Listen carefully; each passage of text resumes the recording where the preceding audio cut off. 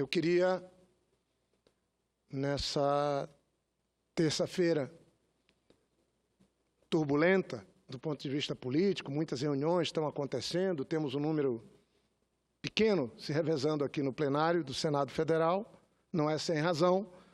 Eu queria começar, pelo menos, pelo lado mais positivo da minha fala, me referindo à nomeação, à escolha do doutor Eugênio José Guilherme de Aragão para ministro da Justiça do Brasil. Sinceramente, eu que sou do PT, sou apoiador, sou da bancada que apoia o nosso projeto de governo, e disso não abro mão, porque melhor é a sinceridade, é ter lado, é falar e ser claro nas atitudes. Acho que nosso governo, que tem errado tanto em alguns aspectos, acertou, e acertou muito na escolha de Eugênio Aragão para ser ministro da Justiça. Depois de uma situação quase vexatória, nós agora temos a indicação de uma pessoa que tem uma história ligada à busca do cumprimento da Constituição no país, trabalhou, inclusive, no meu estado do Acre, tem em causas do povo, como a causa indígena, uma bagagem, um conhecimento enorme. Eu já brilhei os olhos. Semana passada tive com o Sebastião Salgado aqui em Brasília, viajei com ele para o Acre, ele que tem um compromisso de vida com os índios, e não tinha ideia de que essa semana teria uma notícia tão boa para ele, que está lá no meio da floresta, no povo indígena, de que agora o ministro da Justiça do Brasil é um grande aliado da causa indígena. Isso, por si só, é muito bom. Mas ele entrou no Ministério Público em 1987, portanto, antes da atual Constituição, e como subprocurador da República, ele está absolutamente habilitado para, mantendo o seu cargo, assumir o Ministério da Atualmente, ele é vice-procurador-geral eleitoral. Ele é graduado pela Universidade de Brasília, em 82, mestre em Direito Internacional dos Direitos Humanos pela Universidade de Essex, na Inglaterra. Ele fez esse curso em 1994, em Essex, e doutor em Direito Internacional Público pela Universidade de Bochum, na Alemanha, em 2007. É professor adjunto da Faculdade de Direito da Universidade de Brasília, onde ingressou em 1997 por concurso público. No Ministério Público Federal, coordenou áreas como direito das populações indígenas e defesa do patrimônio público. Já foi dirigente da Associação Nacional dos Procuradores da República. Não tenho nenhuma dúvida de que, nessa hora de crise, de dificuldade, de tensionamento, inclusive institucional, a chegada do doutor Eugênio Aragão no Ministério da Justiça é uma medida acertada por parte da presidenta Dilma, e ele certamente emprestará, mais uma vez, o que tem de melhor para o nosso país. Ele tem um bom entendimento com o doutor Rodrigo Janot, atuam juntos, e eu acredito que fortalece as instituições, fortalece o cumprimento da lei, mas certamente vai atender aquilo que nós precisamos estar de olho, que é não permitir que haja abuso, principalmente pelos agentes públicos que têm obrigação de aplicar as leis e a Constituição. Eu queria, senhor presidente, dizer que hoje pela manhã vi um comentário na CBN, e esse comentário é tão raro que eu fiquei estarrecido. Falei, será que eu estou ouvindo a CBN?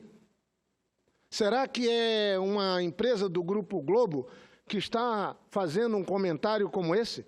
Porque eu acho que é bom que haja tudo, a crítica, a cobrança, mas que haja, sinceramente, a posição que busque nos informar a todos, com isenção. O Milton Jung chamou para fazer um comentário a Viviane Mosé. Ela sempre faz comentários, semanalmente, na CBN, na coluna Arte da Gestão.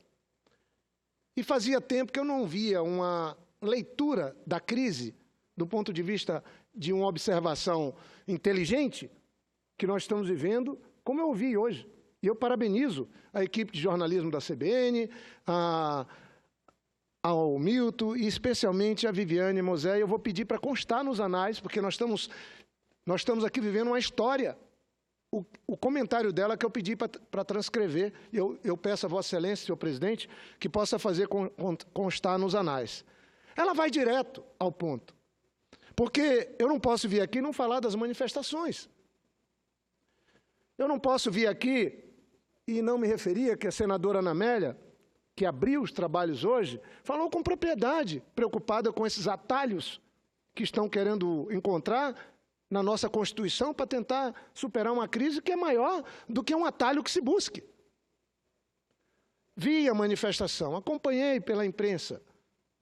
Acho que ali ficou um pouco de algo que é positivo. O Brasil está amadurecendo.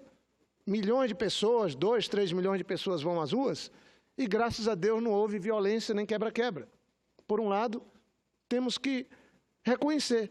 Mas a Viviane Mosé, ela faz uma avaliação, também valorizando o fato de o equivalente, ela fala, a 2%, não sou eu, ou mais, da população brasileira ir às ruas. Mas ela fala que a grande maioria da população se expressa pelo voto. E se expressou nas últimas eleições. Eu sempre me pergunto, quando a gente vai para a rua, e não importa se é da esquerda ou é da direita, nós não podemos nos arvorar a representar o conjunto, e sim uma parcela da sociedade que está descontente. E não adianta tampar o sol com a peneira. Tem uma parcela enorme da sociedade descontente com o nosso governo, descontente com muitas questões chaves no nosso país. Mas isso não é condição suficiente também para a gente rasgar a Constituição, para a gente atropelar as leis. E eu me prendo aqui o que ela disse. As coisas são mais complexas do que parece. A gente vê uma eleição extremamente polarizada. Ela se refere às eleições de 2014. Foi uma eleição tensa. Logo depois dessa eleição, a gente viu esse país polarizado. Exatamente o contrário do que eu tenho defendido aqui na Arte da Gestão, diz a Viviane Mosé. Precisamos de um acordo, fala ela. Logo depois das eleições, a gente viu uma polarização contra nordestinos. Eu ouvi esse comentário lá na CBN hoje de manhã. A gente viu nascer no Brasil essa coisa de um preconceito regional. Olha, uma contratada da CBN fazendo essa discussão, acho que tomara que funcione pedagogicamente para muitos outros qualificados jornalistas, que eu sei que são preparados, para que possam fazer uma leitura mais ampla, menos parcial e mais imparcial, que isso só ajuda o nosso país. Ela disse, a gente viu nascer no Brasil essa coisa que é um preconceito regional. Infelizmente, a gente está caindo numa polarização entre pobres e ricos. Nós temos no Brasil 200 milhões de pessoas, ela fala, 2 milhões foram às ruas. O fato é que o Brasil, dividido assim, é um Brasil polarizado, incapaz, por exemplo, de admitir que nós temos uma situação politicamente complexa. Ela diz, a gente tem que ter clareza que o Ministério Público, que a Operação Lava Jato, fizeram um bem enorme para o Brasil, quando mostraram esse absurdo que a gente está vendo de crimes hediondos de corrupção. Mas a gente viu a mesma Operação Lava Jato, diz a Viviane Mosé no seu comentário hoje na CBN. E a mesma Lava Jato ir contra a lei, quando ela traz o presidente Lula para um depoimento coercitivo, sem ter convocado ele antes. Isso quem está falando. Não há razão objetiva se a gente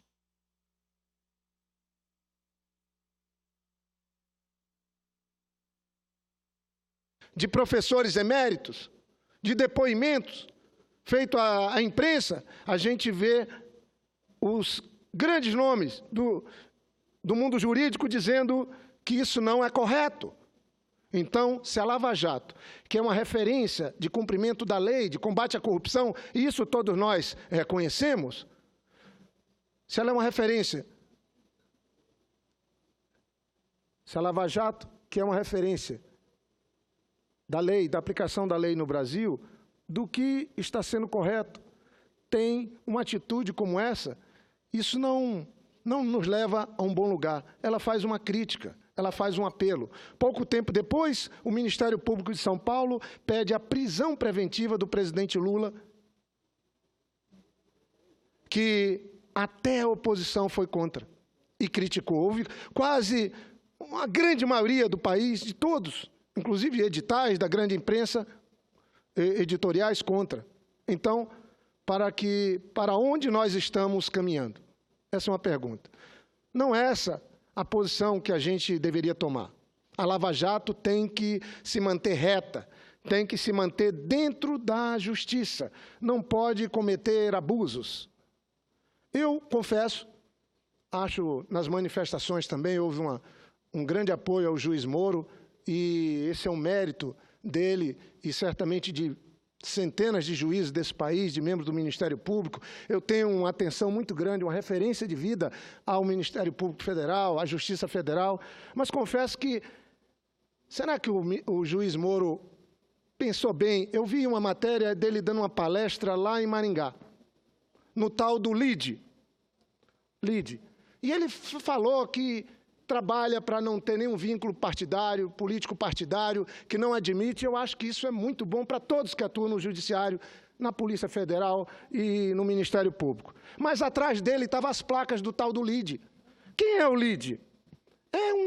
É uma máquina de fazer dinheiro do seu João Dória Júnior, que às custas de dinheiro de empresas que estão na Lava Jato, sai fazendo encontros de políticos, de empresários no Brasil inteiro e fora do Brasil. Será que não era hora de investigar o seu João Dória Júnior para ver quantas empresas que estão com o nome na Lava Jato financiaram os negócios dele? Concede uma parte, já que ele é tido como milionário? Eu não estou acusando, mas será que não é certo isso? Dizem, antes de passar a parte, senador Cássio e líder, dizem que ele vende lugar. Sim, se vai uma autoridade grande lá para a Praia da Bahia, e aí na mesa ele vende um lugar mais próximo da mais importante autoridade convidada. Será que ele faz isso também com o juiz Moro, que foi lá fazer uma palestra séria, explicando ao país, e nisso ninguém pode questioná-lo? Mas será que era o lugar adequado para ele fazer exatamente num evento patrocinado pelo candidato do PSDB, ou pré-candidato do PSDB à Prefeitura de São Paulo? Será que aí não tem um vínculo político? Isso não é bom, isso é ruim para o juiz Moro, que tanta esperança traz para o Brasil, mas é péssimo também quando vem num momento de enfrentamento como nós estamos vivendo. Eu ouço Vossa Excelência, líder Cássio Cunha Lima, líder do PSDB na casa. Eu não tenho nenhuma procuração para fazer a defesa do LIDE, mas como já participei em várias ocasiões do Fórum Empresarial promovido por esta entidade, que congrega mais de 52% do PIB privado brasileiro. Então, Vossa Excelência faz um pedido de investigação... Não, levanta a hipótese, né? Não, será que Vossa Excelência não deveria ser investigado? Levantou a hipótese, vai lá que seja, mas porque veja, senão eu entraria com a representação, só para não atrapalhar Vossa Excelência. Veja que nível nós estamos chegando. É uma entidade que tem como presidente João Dória Júnior, que reúne, senador Jorge Viana, salvo erro de memória, mais de 50% do PIB privado do Brasil. Ali podem estar presentes empresas que estejam investigadas, mas várias outras empresas, muitas delas, inclusive, multinacionais. E como já fui convidado para participar do Fórum Empresarial, e o fiz com muita honra, seja como senador, seja como governador da Paraíba, recebe-se, inclusive, um folder, e diga-se passagem, um evento que é um primor de organização, com uma qualidade de debate extraordinário, sempre tendo como anfitrião ao tempo que foi governador, o atual ministro da Casa Civil, Jacques Wagner, que sempre esteve presente, dando as boas-vindas como governador. Eu sei que é suprapartidário. E tendo a presença de ministros do governo federal, de petistas, de PMDBistas, um evento suprapartidário, onde empresas das mais diversas áreas de atuação, inclusive assinam os folders, as brochuras, as publicações com absoluta transparência, inclusive dividindo como patrocinador master, sênior, com absoluta transparência. Então, querer criminalizar, como Vossa Excelência está fazendo, pelo fato de João Dória Júnior ser filiado ao PSDB, eu acho que é forçar muita barra. É por isso que essas coisas ficam cada vez mais tensas no Brasil, porque, a despeito de tentar se defender, o PT... E, nesse instante, Vossa Excelência passa sempre para o ataque. Veja o que Vossa Excelência faz na tribuna do Senado. Tenta criminalizar uma entidade privada que congrega mais de 50% do PIB privado, que tem representações em praticamente todos os estados. Existe o LIDE nacional, tem o LIDE São Paulo, o LIDE Paraná, e talvez tenha sido o LIDE Paraná. A senadora Ana Amélia colabora aqui comigo dizendo que existe o LIDE Rio Grande do Sul, existe o LIDE Goiás, ou seja, é uma entidade privada e que não pode ser condenada se alguns dos seus filiados estão com problemas na justiça. Imagina o que deve estar acontecendo com o PT, com filiados seus, ex-presidentes, tesoureiros presos. Então, por favor, senador Jorge, não é possível que cheguemos a esse ponto. Não. Né? O senhor quer criminalizar o LIDE porque algumas empresas que são filiadas ao LIDE estão sendo investigadas na Lava Jato. O que dizer, então, do Partido dos Trabalhadores, que já tem 3 tesoureiros presos, condenados pela Justiça, filiados de grande escalão presos, e o partido não toma uma providência em relação a isso, pelo contrário, trata Zé Disseu como herói do povo brasileiro, menos, senador Jorge. Olhe para sua casa, olhe para o Partido dos Trabalhadores, olhe para o partido que o senhor é filiado e deixe em paz uma entidade privada que pode estar com alguns dos seus filiados com problemas, discurso, que agora mas que não pode ser criminalizado. Que eu vou ter que dar uma resposta. Responda. Olhe para o PT e depois olhe para a LIDE e compare a LIDE com o Partido dos Trabalhadores. Eu estou fazendo referência a um comentário de uma pessoa que trabalha na CBN e que eu vi como raro um comentário isento falando da situação grave que o país enfrenta. Eu tenho que ouvir de um colega, respeito, é opinião, isso aqui é a casa do parlamento, de um colega que não só faz a defesa dessa entidade que eu não estou acusando, eu estou fazendo um paralelo. Ela está falando aqui... Não, eu tenho que agora... Vossa Excelência sugeriu que a LIDE fosse investigada. Não, eu estou fazendo um paralelo João Dória, que ela está dizendo que houve erros da Operação Lava Jato. Ela cometeu erros. E eu estou dizendo, será que não é um erro? Um juiz que está hoje trazendo esperança para o povo brasileiro no combate à corrupção. Será que não é um erro? E participar de um evento, de uma entidade, não conheço, não posso fazer juízo, que é presidida por um pré-candidato a candidato a prefeito de São Paulo, porque ele fez comentário dizendo que não quer nenhuma relação político-partidária. E ele está certo, juiz Moro. Estou fazendo a defesa dele. Eu estou fazendo uma ponderação, não estou polarizando nada. Estou dizendo que acho que não é hora de um juiz que desperta um sentimento meio adormecido nos brasileiros, ele falar o que falou certo, mas está lá numa organização, e aí eu estou fazendo volto a falar bem claro, no português bem claro, essa entidade, e agora fiquei mais surpreso ainda, 50% do PIB brasileiro, para mim já merece sim, um posicionamento do Ministério Público Federal. Porque acusam o presidente Lula de tudo nesse país. De tudo. E olhe, a mesma empresa que está sendo colocada aí o dedo como uma empresa que pega dinheiro sujo e dá para o PT, é a mesma que dá o dinheiro sujo para o PSDB. Só que nesse país, por enquanto, o que está valendo é uma versão dos dois fatos. Eu vim aqui falar pelo fim da polarização, caro líder, que Vossa Excelência também, de alguma maneira, colabora nesse princípio. na busca. Agora, eu não posso ficar sendo aqui tratado como um membro de um partido que está enfrentando as dificuldades que está enfrentando, sim, mas como se nós fôssemos condenados todos a viver isso. Nós estamos vivendo uma hipocrisia. Sempre tive relação de respeito com o presidente Fernando Henrique Cardoso. Mas as acusações pessoais que eu não vou trazer para a tribuna, jamais, em respeito à história dele, e a essa tribuna, tem um tratamento. E quando se trata da família do presidente Lula, o tratamento é outro. Gente, eu quero encerrar, senhor presidente, dizendo... Me concede uma parte, senador? Eu quero encerrar só um pouquinho, querido colega senador Ataíde, será um prazer.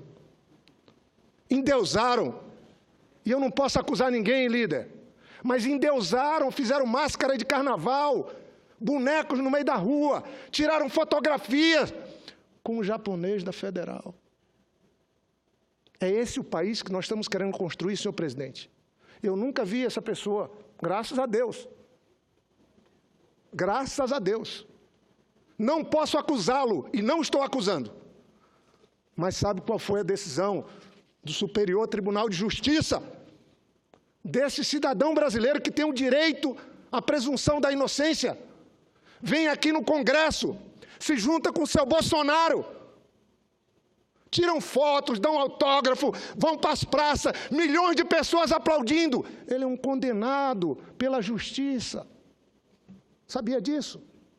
Preso. Corre em segredo de justiça, mas a imprensa divulgou.